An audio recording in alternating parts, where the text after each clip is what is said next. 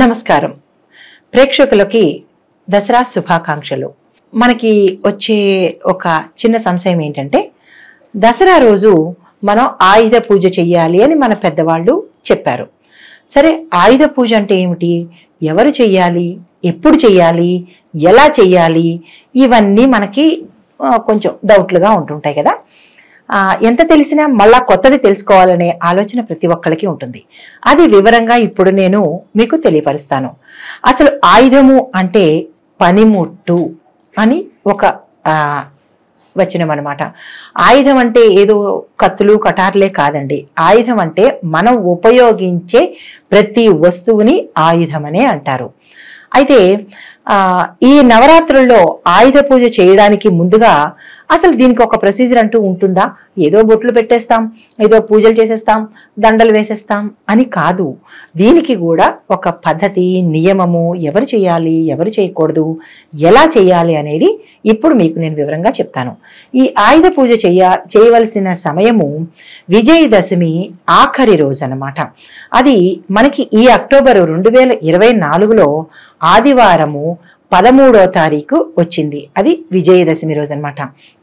అయితే ఆ రోజు ఉదయమే లేచి స్నానం చేసి, మనం శుభ్రంగా స్నానం చేసి దానికి కావలసిన పూజా ద్రవ్యాలు, ఒక అమ్మవారికి ఎలాగైతే పూజ చేస్తామో, ఒక దేవుడికి ఎట్లాగైతే పూజ చేస్తామో, మన నిత్యము మనల్ని పరిరక్షించే, మనల్ని కాపాడే ఈ వస్తువులకి కూడా తదర్థం అంతే పూజను చెయ్యాలన్నమాట.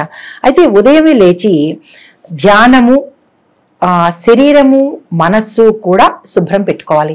ఎందుకు అంటే తెల్లారు లేస్తే మనం వాటినే కదా ఉపయోగిస్తాము.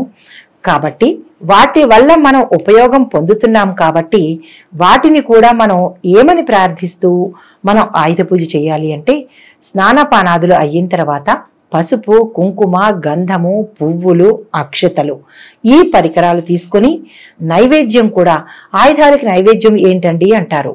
తప్పు. ఆయుధాలకు కూడా నైవేద్యం పెట్టాలి. ఎందుకంటే పరోక్షంగా మనల్ని అవి కాపాడుతున్నాయి కాబట్టి. అయితే దీనికి ఏం చేస్తారంటే, దీనికి ఏమైనా నియమాలు ఉన్నాయా అంటే ఉన్నాదండి. ముందుగా మనం స్నానం చేసిన తర్వాత మనం ఏవేవైతే ఆయుధాలను పూజించదలుచుకున్నామో, చిన్న ఎగ్జాంపుల్ చెప్తాను. ఆయుధాలంటే పెన్నులు, స్క్రూ డ్రైవర్లు, ఇలా మనం నిత్యం ఉపయోగించే కంప్యూటర్లు, అవి కూడా ఆయుధాలే, అంటే పనిముట్లు అన్నమాట.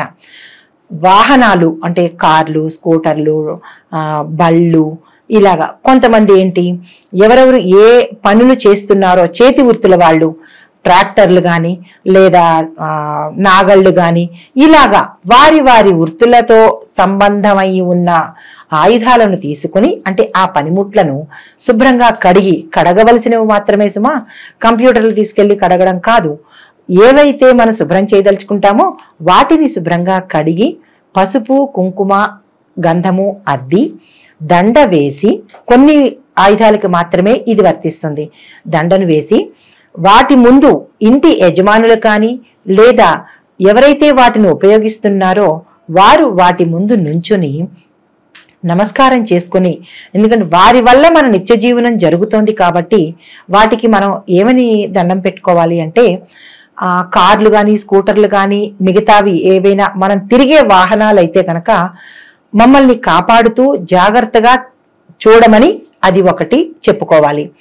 రెండోది, మనం నిత్యకృత్యంగా వాడే కంప్యూటర్లు కానీ, పెన్నులు కానీ, చిన్నపిల్లలకి పెన్నులు, ఇలాంటివి ఎలక్ట్రికల్ పనులు వాళ్ళకి స్క్రూ డ్రైవర్లు, ఇలా కార్ఖానాలో పనిచేసే వాళ్ళకి ఆ ఆయుధాలు, రైతులకి వారి ఆయుధాలు, ఇలా ఎవరి రంగానికి తగ్గట్టు వారి వారి ఆయుధాలను పూజించి వాటి ద్వారా మనకి క్షేమము, ఆయుర్దాయము, ఆరోగ్యము, ఐశ్వర్యము కలగాలని మనస్ఫూర్తిగా ప్రార్థించి ఆ రోజు వాటికి బొట్లు పెట్టి, దండలు వేసి, పువ్వులు పెట్టి మన భద్రత, వాటి భద్రత కోరుకోవాలి. తర్వాత ఆయుధ పూజ రోజున ఆయుధాలనే కాకుండా ఇంటి వాతావరణంలో ఉండే ఎటువంటి పనిముట్టైనా సరే, మన దగ్గర లేదు అని అనుకోండి, మన కార్లు లేవు, స్కూటర్లు లేవు, మన దగ్గర ఎటువంటి వాహనాలు లేవు, సరే ఇంట్లో ఉంటాయిగా, కత్తులు ఉంటాయి, ఇంట్లో చిన్న చిన్న పనిముట్లు ఉంటాయి, అవి మన నిత్యకృత్యంలో భాగమే కదా. వాటిని కూడా మనం విసర్జించకుండా వాటిని కూడా తగు రీతిని కనుక మనం ప్రార్థన చేసి సేవించుకున్నట్టయితే, వాటికి కూడా పూజ చేసుకుని మనకి అందుబాటులో ఉన్నట్టుగా, పెద్ద పెద్దగా కాకపోయినా ఎవరికి తోచినట్టుగా వారు పూజ చేసుకుంటే అవి మనల్ని కాపాడతాయి. ఇంకొకటి, ఎవరెవరు చేసుకోవాలి అని అంటే ప్రతి ఒక్కళ్ళు చేసుకోవాలండి.